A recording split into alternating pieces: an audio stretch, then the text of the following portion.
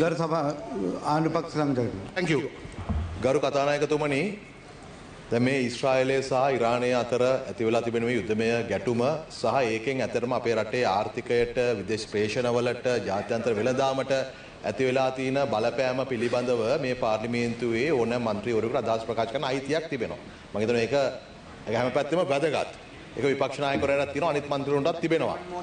ඒ වගේම මෙවැනි ආකාරයේ හදිසි ජාතික වැදගත්කමක් සහිත ප්‍රශ්න මේ පාර්ලිමේන්තුවේ ඉදිරිපත් කිරීම සඳහා තමයි 27 කියන අවස්ථාව තිබෙන්නේ.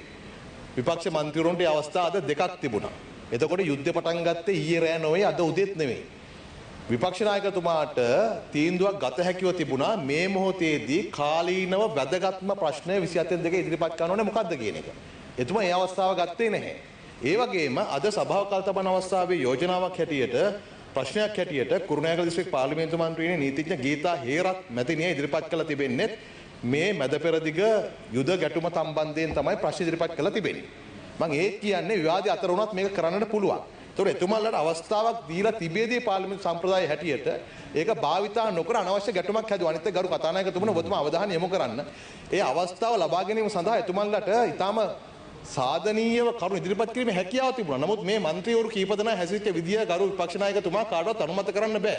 ඒ වෙලාවේ මයික් එක ඔන්න වෙලා නැති වෙන්න පුළුවන්. නමුත් ඔබතුමාට කරපු අපහාසය, ඒ කියපු වචන මට මයික් එක මේ වෙලාවේ තිබෙන නිසා මම ඒ වචන නැවත පුනරුච්චාරණය කරන්න යන්නේ නැහැ. හැබැයි මේ ගැලරින ළමයි එක අහගෙන හිටියා. මේ පාර්ලිමේන්තු මන්ත්‍රීවරු අහගෙන හිටියා. ඒ අපහාස කරේ කතානායකතුමා වෙන පුද්ගලයෙකුට ඔබතුමාට නොවේ. මේ සභාවට මේ කතානායක පුටුවට මමසේ කරුණා කරලා එවැනි ආවේගශීලීත්වයකට ගිහිල්ලා එහෙම වචන කතානායකවරට එරෙහිව පාවිච්චි කරන්න ගියොත් මේ පාර්ලිමේන්තු සභාව තියාගෙන යන්න බෑ කර කතානායකතුමනි. කරුණා කරලා ඔබතුමාලා ඒ විදිහට හැසිරෙන්න එපා. ඒක කිසි තීරණයක් නැති වැඩක්. ගරු අජිත් ප්‍රේමචන්ද්‍ර මන්ත්‍රීතුමා ඔබතුමා මේ පාර්ලිමේන්තුවේ හිටපු ජ්‍යෙෂ්ඨයෙක්, රාජ්‍ය අමාත්‍යවරයෙක්. එතකොට ඒ පාවිච්චි කර වචන කතානායකවරයාට එරෙහිව ඒක මේ පාර්ලිමේන්තුව කිසිසේත් ගැලපෙන්නේ නැහැ. අවස්ථාව ගන්න පුළුවන් අවස්ථාව ලබා දෙනවා ගරු කතානායකතුමා. ඒකදී මේ හැසිරීම තමයි උන්වහන්සේලාගේ අපි අනුමත කරන්නේ කරුණා කරලා පාර්ලිමේන්තුවේ ගරුත්වය තියාගෙන යමු අපි. ගරු විපක්ෂ නායකතුමා. ගරු කතානායකතුමා. හරි මන්ත්‍රී කතානායකතුමාට අවස්ථාව දෙනවා. ඔබතුමාට. ගරු කතානායකතුමනි, අපි මතු කරන්නට හැදුවේ ජාතික වශයෙන් වැදගත් ප්‍රශ්නයක්. මේ ප්‍රශ්නෙට ඔබතුමාට විනාඩියක් එකමාරක් ඔබතුමා ප්‍රශ්න කරන්නට අවස්ථාව ලබා දෙන්න. ප්‍රශ්න මතු කරන්න. ගරු කතානායකතුමනි, ඊශ්‍රායලයත් ඉරානයත් අතර ඇති වී තිබෙන මේ බරපතල යුදමය තත්ත්වය අද දවසෙත් ප්‍රවර්ධනය වෙනවා. අපි ප්‍රාර්ථනා කරනවා ඒක විශාල නොවේ කියලා යුදමය තත්ත්වය. නමුත් ඒක ඇත්ත වශයෙන්ම න්‍යෂ්ටික අවි යුද්ධයක් කරා යෑමේ බරපතල අවදානම තිබෙන මොහොතක අපි මතක් කරන්නට කැමති ඊශ්‍රායලයේ අපේ රටේ ශ්‍රී ලාංකික පුරවැසියන් 10000ත් 20000ත් අතර ප්‍රමාණයක් අපිට නිශ්චිතව ගාන කියන්නට අමාරුයි. ඒ රටේ සේවය කරනවා. ඒ රටේ ජීවත් වෙනවා. තවත් විශාල ප්‍රමාණයක් ඇති. ඒ අයගේ සුබ සාධනය වෙනුවෙන් රජයේ වගකීමක් තිබෙනවා අඩුම ගණනේ මේ වගේ අවස්ථාවකදී අපි මේ ප්‍රශ්නය අහන්නටත් පෙර මේ සභාවට කරුණු දැක්වීමක් කරන්න.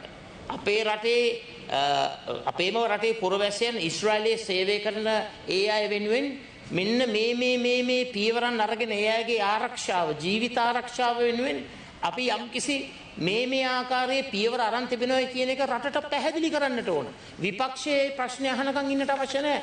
ඒ වගේ මතක් කරන්නට කැමතියි අපේ රටේ කර්මාන්ත පද්ධතියට, තේ කර්මාන්තයට, ඒ වගේම අපනයන ශේෂ්ත්‍රයට, ඒ වගේම තෙල් මිලට මේ වගේ බරපතල ප්‍රශ්නයක් පිළිබඳව අපි මේ කරුණු කාරණා එළිදරව් කරන්නට හදනකොට මම ඔබතුමාගෙන් ඉල්ලීමක් කරනවා. විපක්ෂ ප්‍රධාන සංවිධායකවරයා නැගිට සිටින්නේ මේ වල්පල් දොඩවන්න නෙවෙයි. රටට බලපාන, ජනතාවට බලපාන, අපේ රටේ පුරවැසියන්ට බලපාන ප්‍රශ්නයක් පිළිබඳව කරුණු ඉදිරිපත් කරන්න. මේ සභාවේ මේක ඉදිරිපත් කරන්න බැරි නම් කොහොමද ඉදිරිපත් කරන්නේ? විපක්ෂ නායකතුමා ඔබතුමාගේ ඇත්තටම 22 ප්‍රශ්න උගන්වන්න හොඳයි. මේ කාරණාවට විධිමත් උත්තරයක් දෙන්න. ගරු ඔබතුමාගේ පොයින්ට් ඔෆ් ඕඩර් එක මම ඊටාම පොයින්ට් ඔෆ් ඕඩර් මම ඊටාම වැදගත් කාරණා මතු කරන්නේ. මේ කාරණේටම සම්බන්ධව. පොඩක් ඉන්න. නෑ ගරු කතානායක නෑ. ගරු කතානායකතුමා. අමාත්‍යාංශ නිවේදන බලශක්ති අමාත්‍ය ගරු කුමාර ජයකොඩි. හෙටට නේද දාලා තියෙන්නේ? ප්‍රධාන සංවිධායක දැන් ඒ කාරණාව තමයි එතුමා මතු කරේ. අපි ඒකයි මේ අහන්නේ. මේ කාරණාවම තමයි ගරු වාණිපක්ෂ නන්දකතුමා. ගරු කතානායකතුමනි මෙතුමල්ලා මතු කරන ප්‍රශ්නයට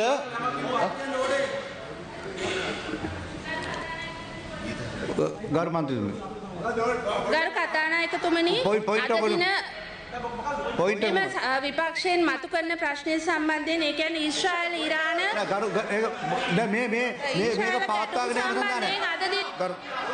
ගරු බල අමාත්‍යංශ නිවේදන ගරු බලශක්ති අමාත්‍ය ගරු කුමාර ජයකොඩි මන්ත්‍රෝ ඔබතුමා කතා මාර වැඩක් මේ. දැන් විපක්ෂලා විශ්වාස කරන්නේ. ඔබතුමා ගරු ගායකවරතුමනි. අරු කතානායකතුමනි කතානායකතුමනි අපි ජාතික වශයෙන් වැදගත් ප්‍රශ්නයක් විතරයි මෙතන නගන්නේ. අපි වල්පල් දොඩවන මිනිස්සුරු මේ. ඒ නිසා ඔබතුමා මම කියන්නේ මේ ඉරානය ගැන කතා කරොත් ගරු මන්ත්‍රීතුමා දැන් මේ කාරණාව තමයි දැන් මීට කලින් දැන් ලක්ෂණායකතුමා පිරිසකට මේක බලපාන. ගරු ලක්ෂණායකතුමා දැන් මේ කාරණාව අවශ්‍යතාවයක් නැහැ දැන් කාරණාව. ඒ වගේම ඉන්ධන බෙදා හැරීමේ ප්‍රශ්නයක් තියෙනවා ඉස්සරහට. කරුණාකරලා මේ ගැන රජයේ සූදානමක් තියෙනවද? ඒ වැඩපිළිවෙල මොකක්ද කියලා අපිට කියන්න. මේකට ඉඩක් දෙන්න ඔබතුමා. අරු කතානායකතුමනි ඔබතුමාලා මතු කරන ප්‍රශ්නයට අද සභාව කල්තබන අවස්ථාවේ ප්‍රශ්නයට උත්තර ලබා දෙනකොට විදේශ අමාත්‍යාංශයෙන් පිළිතුරක් ලබා දෙනවා. මේ පැය ඇතුළතම උත්තර දෙන්න ඕන කියලා එකක් නැහැනේ.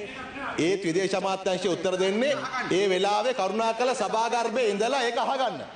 ඒ වෙලාවේ ඉන්න සභාගර්භයේ දැන් ඉන්නා වගේම හිටියානම් එතකොට මේක මාධ්‍යවල යාවි.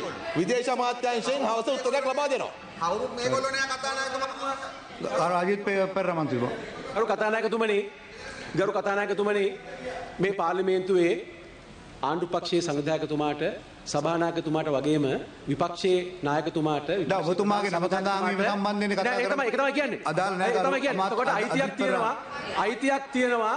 කතා කරන්නේ වගේම අමාත්‍යාංශ නිවේදන බලශක්ති අමාත්‍ය ගරු කුමාර ජයකොඩි මන්ත්‍රී.